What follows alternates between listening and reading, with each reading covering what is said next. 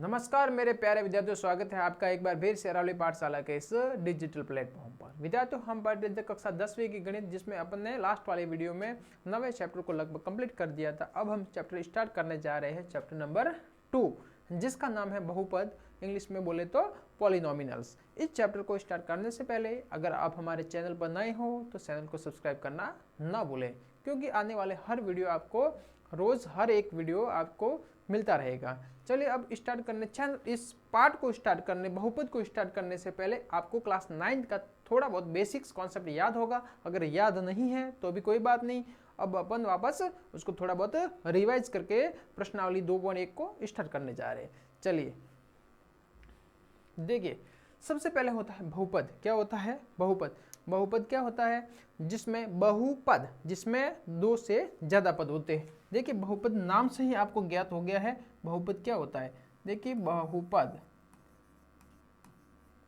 ठीक है, बहुपद मतलब बहु यानी बहुत पद, दो या दो से अधिक पद वाले जो भी समीकरण होते हैं उनको क्या बोलते हैं? बहुपद।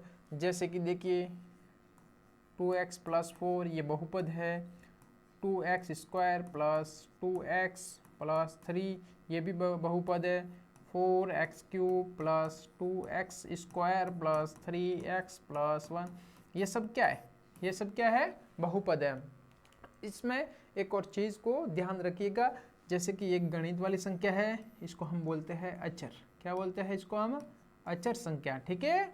और जैसे कि ये इंग्लिश वाले सब नंबर हैं, इसकी जगह अपन x, y और z कोई भी संख्या हो सकती है, इंग्लिश अल्फाबेट के नंबर होते हैं, उनको हम बोलते हैं चर राशि। कैसी राशि होती है? ये चर राशि होती है, ठीक है, चर और असर दोनों, ठीक है। चलिए अब हम बहुपद के लिए कुछ कॉन्सेप्ट भी लगते हैं कि क्या वो एक कुछ समीकरण लिखा हुआ उसको पहचान करनी क्लास 9 में भी था कि ये बहुपद है या नहीं, उसकी पहचान करना भी जरूरी है।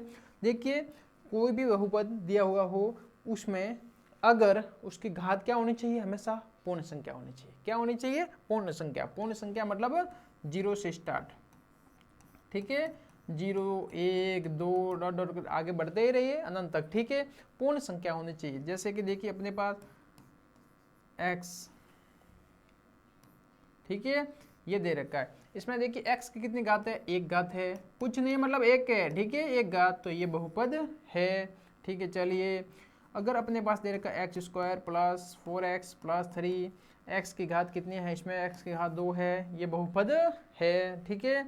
अगर हमारे पास दे रखा है x √x + 4, तो देखिए इसमें x की घात कितनी है? 1/2 + 4, 1/2 है, रूट में संख्या है मतलब 1/2, तो 1/2 पूर्ण संख्या नहीं है, तो ये बहुपद अपना नहीं है। ये क्लास 9 में अपने था, ठीक है, पढ़ा होगा तो आपको जरूर याद आ रहा होगा, वरना कोई बात नहीं, यहाँ से स्टार्ट कर रहे हैं। देखिए अगर हमारे पास जैसे दे रखा है x + 1/x², यहाँ पर देखिए x², जैसे ही x² को अपन ऊपर की ओर ट्रांसफर करेंगे क्या हो जाएगा? x की घात -2, तो x की घात माइनस में आ रही है, अतः यह बहुपद नहीं है। बहुपद के लिए क्या है धारणा कि उसमें हमेशा पूर्ण संख्या होनी चाहिए। घात क्या होनी चाहिए? पूर्ण संख्या होनी चाहिए, उसको अपन बहुपद बोलते हैं। चलिए जैसे आप और आगे है बहुपद के बारे में, जैसे कि एक घाती, द्विघाती, रेखिक, एक घाती को रेखिक बोलते हैं अक्सर, ठीक है, रेखिक, द्विघाती, त्रिघाती बहुपद भी होते हैं। तो देखिए कैसे होते हैं, जैसे कि x + 1, बहुपद की अधिकतम घात कितनी है? अधिकतम मैक्सिमम पावर को देखना है, मैक्सिमम घात को देखना है, एक है, तो इसके ये मतलब कैसा है? एक होती है तो रेखिक है, ठीक है। चलिए इसके बाद अपन देखते हैं कि जिसकी घात 2, x² + x + 1, अधिकतम घात कितनी है? 2, ये कौन सा है? द्विघाती है। कौन सा है? द्विघाती है। फिर उसके बाद देखते हैं कि x की घात 3 + x² + 4, x की अधिकतम घात कितनी है? 3 है, तो ये कौन सा है? त्रिघाती। क्या है? त्रिघाती। समझ में आया? इस प्रकार से रेखिक, द्विघाती और त्रिघाती में अपन वर्गीकरण कर सकते हैं। ये कुछ बेसिक कॉन्सेप्ट थे जो हमने क्लास 9 में पढ़े थे। अब इससे आगे हम स्टार्ट करने जा रहे हैं, इसके शून्य ज्ञात करने भी आपको आते ही होंगे। क्लास 9 में दूसरा चैप्टर था बहुपद वाला, उसमें भी ये शून्य ज्ञात करने के बारे में आपको बताया था। जैसे देख लीजिए शून्य क्या होते हैं। जैसे हमारे पास दे रखा था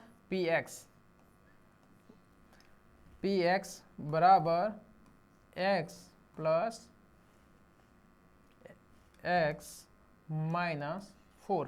ठीक है, ये अपन को दे रखा था, अपन को निकालना था, शून्य निकालना था। ठीक है, मतलब x की जगह ऐसा कौन सा मान रखेंगे ताकि इसका मान शून्य हो जाए। तो देखिए हमने x को जैसे ही हमने 4 माना तो देखिए P4 x कितना आया था 4 माइनस 4, तो P4 बराबर 0। तो x बराबर 4 इस पूरे बहुपद का क्या है, शून्य। क्या है, शून्य। इस प्रकार के सवाल भी हमने किए थे, उन्हीं शून्यकों के बारे में हमको इस आगे उस प्रश्नावली से आगे से बेसिक कॉन्सेप्ट है। चलिए स्टार्ट करते हैं हम अपनी प्रश्नावली 2.1 जिसके बारे में हम जानेंगे आगे। चलिए देखिए ग्राफ है, ग्राफ में एक ज्यामिति के रूप में भी अपन शून्यकों को बताना है। जैसे उसमें शून्य का बंधा निकाला है, अब उसको ज्यामिति के रूप में शून्य की पहचान करनी है। उसको कैसे करते हैं, चलिए पहला सवाल है अपनी प्रश्नावली 2.1।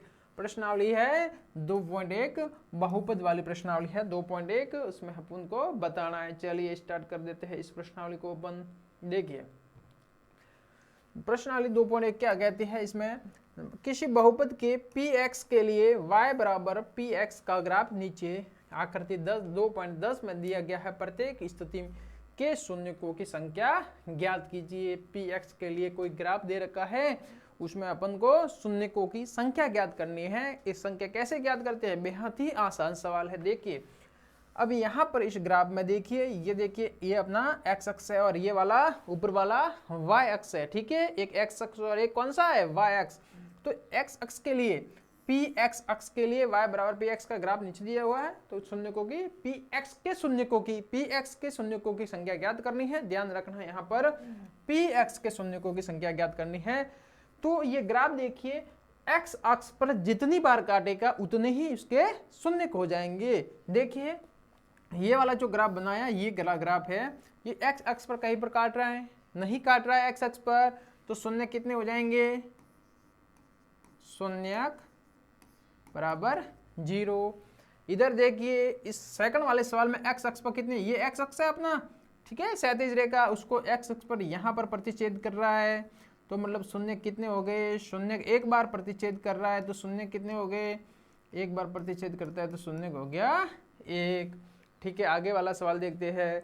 इसमें देखिए एक बार ये, एक ये 2, एक ये 3, ये 3 बार क्रॉस कर रहा है, प्रतिच्छेद कर रहा है, तो शून्य कितने हो गए, शून्य यहाँ पर हो जाएंगे 3, शून्यकों की संख्या 3 होगी। फिर आगे देखिए कितने बार यहाँ पर देखिए, एक यहाँ पर काट रहा है, एक यहाँ पर काट रहा है, 2 जगह काट रहा है, तो शून्य कितने हो गए, शून्य हो गए यहाँ पर 2 शून्य हो गए अपने पास, कितने शून्य हो गए 2। फिर यहाँ पर देखते हैं इस ग्राफ में, एक यहाँ पर काट रहा है, एक यहाँ 2, एक यहाँ 3 और एक यहाँ 4, टोटल 4 जगह पर काट रहा है। तो शून्य कितने हो गए अपने पास, शून्यकों की संख्या हो गई 4, शून्य के बराबर 4। ठीक है, समझ में आया।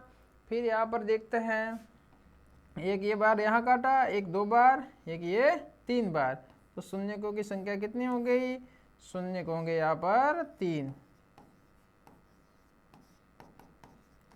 शून्य होंगे। ठीक है, इस प्रकार से ये प्रश्नावली 2.1 यहाँ पर खत्म होती है। चलिए ठीक है, उम्मीद करते हैं यहाँ पर आपको अच्छे से समझ में आई होगी प्रश्नावली।